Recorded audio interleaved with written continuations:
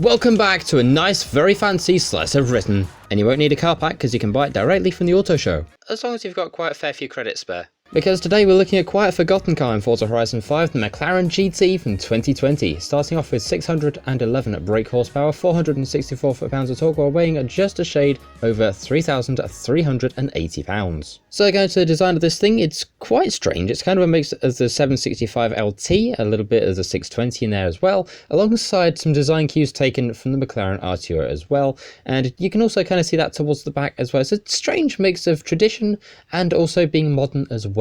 Going to the inside though, it does look like pretty much every McLaren ever made, down to the vents at the side, the screen in the middle, and of course the race screen up front as well, where we usually have dials, but we've got a digital display because McLaren like to do things a bit differently. In the meantime though, let's go ahead and take a listen to this thing.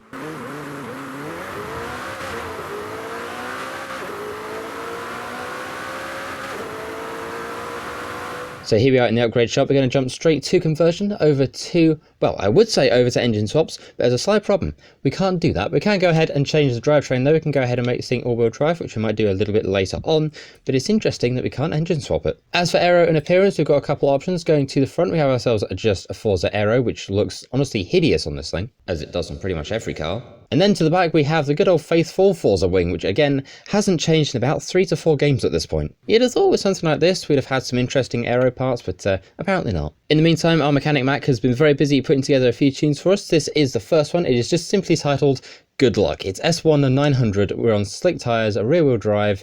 This could get interesting. And while we're at it, before I forget, here's the share code for it as well, so you can go ahead and grab it for yourself. So these upgrades, we're now just a shade over 2,800 pounds, a lot lighter than before, with just over 800 brake horsepower at the top of S1. So with these upgrades applied, we're now over at the paint shop, where you can go ahead and bring up advanced painting groups, where we actually have a few to choose from this time. Paint group number 1 is the main body of the car, and what is paint group number 2? Let's go ahead and take a look. It is all the other little extra bits as well, so you can make it completely green if you wish to, for some reason. I don't know why, but you can. Going over to manufacturer colours for this thing though, we have ourselves 1, 2, 3, 4, 5 to choose from, including the classic McLaren orange. But we're going to go ahead and keep it in this sort of cherry red for now. Now, I've seen a few McLarens in my lifetime, and recently I got very close to a McLaren 570S, which is a very, very nice car indeed, and there was actually a video on that roughly around a couple of weeks ago, but I've not had a chance to see McLaren GT in person. Right, away we go. We're now up against several other types of supercars, hypercars, and pretty much everything in between. The tune was labelled Good Luck, so I don't know whether that's good luck for trying to get this thing up to a top speed, or good luck to trying to make it turn,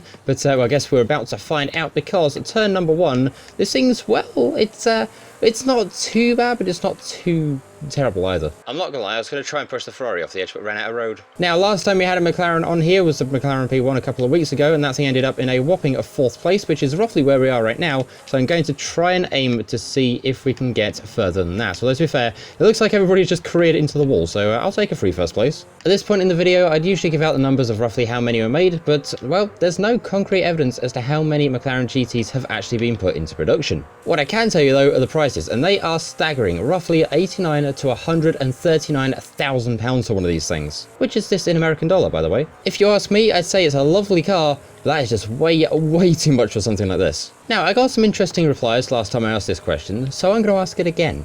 If you have a McLaren, specifically one of these now, what colour would you have it in? Because let's face it, we've got some nice manufacturer colours, but they do get a bit boring after a while. In the meantime, 95% through the race, 1 more turn to go. The finishing line is just here, and across we go, with a massive gap between this and literally everybody else, blasting the P1's record out of the water with a first place and a time of 1 minute 54.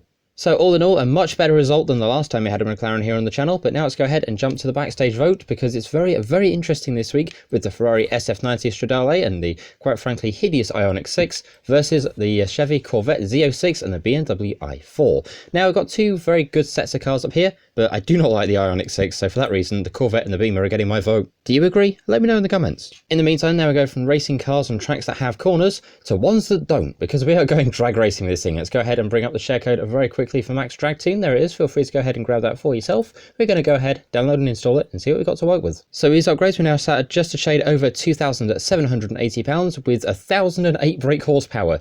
This is about to be mad. Right, here we are now over at the back of the Festival, so let's go ahead and see it. Do we get a wheelie check out of this thing? Yep, yes we do. We definitely do. Okay, get back on the road. Well, I wasn't expecting that. Now, once again, we've been given no instructions on how to launch this thing. I think Mac's just given up at this point. So let's go ahead, put it on launch control, and away we go. A little bit of a wheelie out of the gate, which is pretty cool indeed. This thing is around 2,700 and something pounds, over 1,000 brake horsepower, which means we should get for a pretty good top speed through here. We've got 185 through the camera and off the end of the drag strip at around 207, which is pretty cool. And hang on, does it actually? Hold on, we have a car that brakes. Now that I was not expecting. Right, now it's our turn to go ahead and have some fun with this thing, so we're going to go ahead and make it all-wheel drive, which means half the comments are going to be approving of it, and the other half are going to be screaming at me. Anyway, let's go ahead and also, while we're at it, put on some slightly better tyres as well. Semi-slicks all around. We're going to go ahead and make them wider at the front, and of course wider at the back as well, all the way up to 345s. And then we get to the fun bit.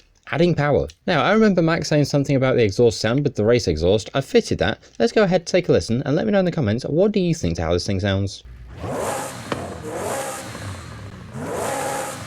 Let me know, I'm intrigued. Anyway, let's go ahead and now slap on some twin turbos. Why? Because we can. Also, something else I've noticed is how high this car sits off the ground from stock. That is insane. Well, that's our upgrade sorted.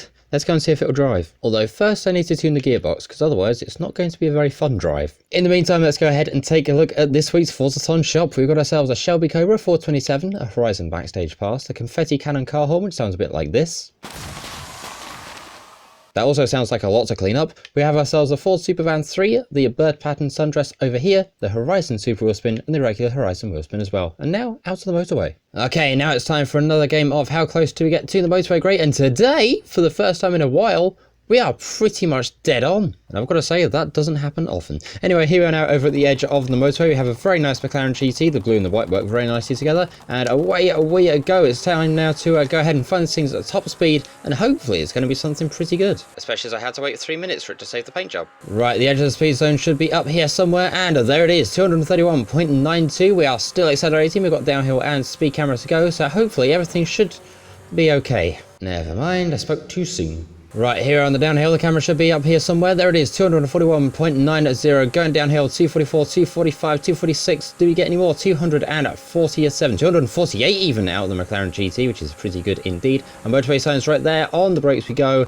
Do we get a good stopping distance? We did with the drag racing, and it looks like we've got kind of lucky with this too. So this thing's pretty good at braking, but is it very good at going sideways? I guess we're about to find out. Right, here's our drift zone. Let's go ahead and throw in the McLaren GT and see what we can do. 30,000 is our baseline usually for these cars. Let's go ahead and see what we can do. 36,107 on the first run, which isn't too bad. But this thing felt wildly underpowered. Still, let's go ahead and see if we can do any better. Going back the other way, 36,107 points to beat. What can we do? We are very sideways. We've slightly clonked the bridge. We are weirdly sideways going out of the drift zone, but we did get even more at 40,132. To be quite honest, I was going to say something here, but even I don't know how I've managed to do that. In the meantime, that is this video on the McLaren GT. I've got to say, it's a very interesting car indeed. You can get it from the auto show, so you don't even need to buy any DLC, which is absolutely amazing. And it's definitely one of the more forgotten vehicles in Forza Horizon 5. However, if you know of any other cars that you think could be considered, quote, forgotten vehicles, please do go ahead, put them in the comments, and I'll try my best to get around to making a video on them.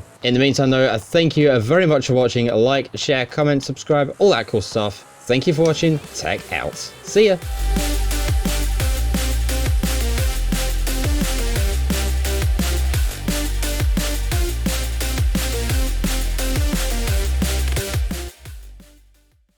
Right, now I need to go and find myself a Pontiac.